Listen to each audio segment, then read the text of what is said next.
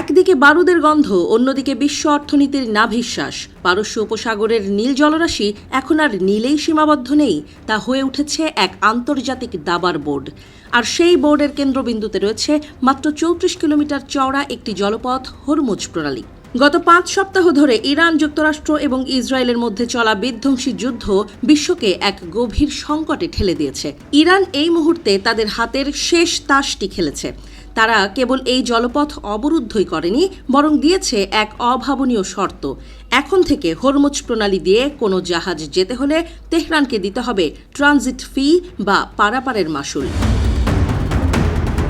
সূত্রের খবর, ইরান এখন তেলের ট্যাঙ্কারে প্রতি ব্যারেল পিছু $1 পর্যন্ত মাশুল দাবি করছে, যা মেটাতে হবে ক্রিপ্টোকারেন্সিতে।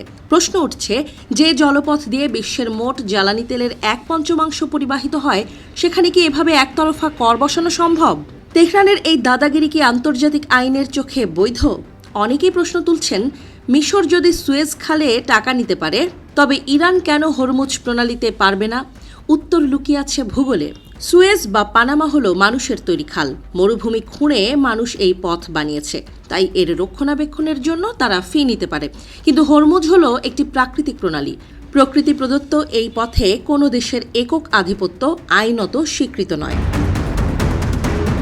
জাতিসংঘের সমুদ্র আইন অত্যন্ত পরিষ্কার ভাষায় বলছে, কোনো দেশ আন্তর্জাতিক জলপথ বা প্রণালী দিয়ে যাতায়াতকারী জাহাজের ওপর সাধারণ পারাপারের জন্য কোনো মাশুল চাপাতে পারবে না। তারা কেবল পাইলটিং বা টাগবোর্ডের মতো বিশেষ পরিষেবার জন্য নামমাত্র ফি নিতে পারে।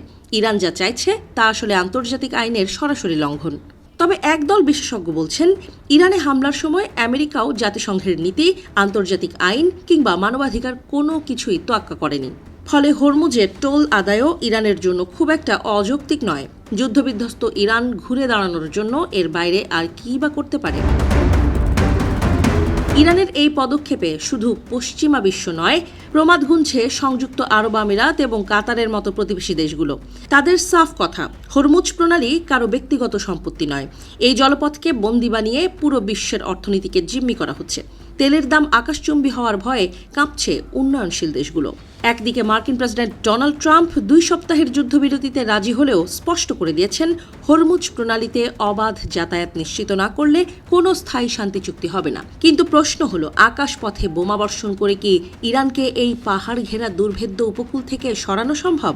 সামরিক বিশেষজ্ঞরা বলছেন, এই অঞ্চলে স্থলযুদ্ধ হবে এক ভয়াবহ রক্তক্ষয়ী অধ্যায়।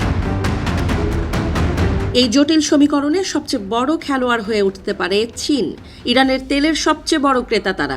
একদিকে ইরানের মিত্র হিসেবে পরিচিত, অন্যদিকে নিজেদের জ্বালানি নিরাপত্তার স্বার্থ। বেইজিং শেষ পর্যন্ত কার দিকে পাল্লা ভারী করবে, তার উপর নির্ভর করছে এই সংকটের ভবিষ্যৎ।